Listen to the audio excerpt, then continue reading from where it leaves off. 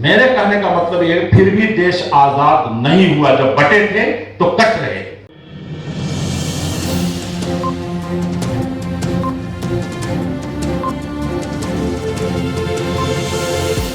جھوٹ سے دور، خبروں سے بھرپور۔ عبدالعزیز نے جو اہل حدیثوں کے دادا لگتے ہیں، شاہ عبدالعزیز نے فتویٰ دیا تھا جہاد کرنے کا ان سے۔ ڈاکٹر تارا چند کو پڑھیے، لکھا ہوا، میں آپ نے چلتے تھے ایک لفظ کرنا پڑے گا مجھے۔ تو اس وقت یہ سب کچھ تھا، اکیلے لڑتے۔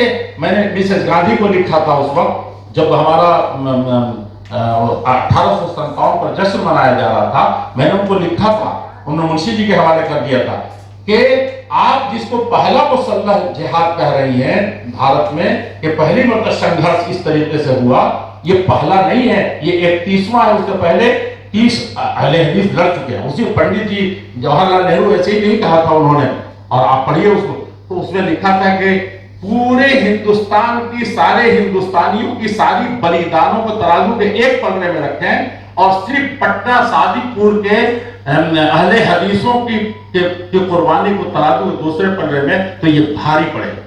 میرے کہنے کا مطلب یہ پھر بھی دیش آزاد نہیں ہوا، جب بٹے تھے تو کٹ رہے تھے۔ اور جیسے ہندو مسلم سکھ عیسائی آپس میں جب بھائی بھائی، یہ جب نعرہ لگا تو دیش اس سے زیادہ کم سنگھرش سے دیش آزاد ہو گیا، میز پر آ کر کے بیٹھ گیا۔ اور میں 1906 کی بات کر رہا تھا، اس سے پہلے آپ دیکھیں گے کہ بالکل میدان میں اہل حدیث تھے، آزادی کے حقیقی ہیرو وہی تھے۔ آپ اگر اس وقت صرف مولانا کلام آزاد کا نام اس وقت لیا جا رہا ہے تو وہی ایک تھے، وہ کبھی اہل حدیث کے حیثیت سے نہیں، لیکن اس سے پہلے آپ دیکھیں۔ اور آپ کے یہ میں ایک بات میں اور عرض کروں گا کہ انگریز کے خلاف جو جہاد کا فتویٰ دینے والا ہے، انڈیا کا نہیں پورے وشو کا سب سے بڑا گرو حدیث کا، جسے اہل حدیث کہلاتے ہیں، سب پڑھنے آتے ہیں۔ یہ آئیں گے نا امام، وہ شاید کہیں کہ ہم کو لے چلو اس گلی میں، میں نہیں لے جاؤں گا، جہاں وہ بیٹھ کے پڑھاتے تھے فاٹک حبش خان میں، پرانی دلی اسٹیشن کے پاس۔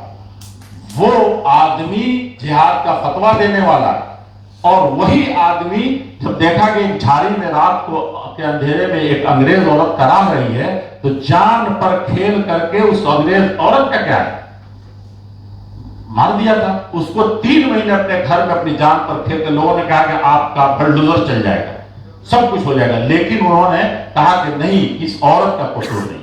ہمارے نبی نے کہا کہ بچوں کو نہیں، سامنے دشمن جو بندوق چلا رہا ہے، فوجی ہے، اس کے بچے کو، اس کے بوڑھوں کو، اس کے گرجا گھروں کو، اس کے مندروں کو، اس کی عبادت گاہوں کو کوئی ٹیس نہیں پہنچ، ان کے درختوں کو نہیں کاٹنا۔ میاں صاحب جس طریقے سے حدیث کا پاٹ پڑھایا، آپ مراکش مغرب اقصی چلے جائیے آخری چھوڑ پر، یا میں نے رات دکھ رہا تھا تو سب یہ نام مجھے آ رہے تھے کہ جو پڑھ کے گئے تھے یہاں۔ تو کہنے کا مطلب یہ ہے کہ ان سب قربانیوں کے باوجود اب لوگ، انہوں نے لکھ دیا کہ انگریز کو جب پتہ چلا تو اس نے شمس العلماء خطاب دے دیا، آج تک اس کو ڈھو رہے ہیں۔ کہنے کا مطلب میرے بھائی یہ ہے کہ یہ نفرت کی آوازیں جہاں کہیں سے بھی آتی ہوں بند ہونا چاہیے، اور ہندو مسلم سکھ عیسائی آپس میں بھائی بھائی کا جو نعرہ لگا کر کے ہم بٹے تھے تو کٹ رہے تھے، اور جب ایک ہوئے تھے تو ہم اس کو ویسے ہی مان لیتے۔ آخری چیز، ہمارے نبی کے زمانے میں پہلے ایک نعرہ تھا، نعرہ آپ کو یاد ہے، یو پی میں کوئی لگا رہا ہے جس کو آپ کوٹ کر رہے ہیں۔ نبی کے زمانے میں ایک عام نعرہ تھا کہ انصر اخاک ظالما مظلوما، اپنے خاندان کا، اپنے مذہب کا، اپنے دھرم کا ہو تو اس کی مدد کرنا چاہیے جتنا ظالم ہو۔ تو ہمارے نبی آئے، اس نعرے کو نہیں بدلا۔ میں بھی یہاں جو آپ کر رہے اس نعرے کو نہیں بدل، لیکن بٹنے سے مراد یہاں ہندو مسلم سکھ عیسائی، ہم کیوں نہ اس کے اچھے معنی میں لیں، وہ جانے، اس کا ایمان جانے، نیت جانے، لیکن ہمارے نبی نے کہا انصر اخاک ظالما، کہا کہ آپ جاہلیت کی ساری باتیں مٹانے آئے ہیں، ظلم اور آتنکواد کو مٹانے آئے ہیں، اور وہی جو نعرہ دیتے وہی آپ دے رہے ہیں۔ کہا کہ ہاں دے رہا ہوں، بھائی کو مظلومن، کہا کہ ظالم کی کیسے مدد کریں ہم لوگ، یہ تو مٹا دیا آپ نے۔ تو کہا کہ ظالم کی مدد، مظلوم کی مدد، جس کا ظلم ہو رہا ہے اس کی مدد تو اس کے ساتھ کھڑے ہو کر کے کرو، اور ظالم کی مدد جو میں نے کہی اس کا ہاتھ پوری مضبوطی سے پکڑو، میڈیا کی آواز سے دبا دو، فوج اور طاقت ہے، حکومت ہے تو وہ اپنے قانون سے अपने इंतजामिया से दबा दे।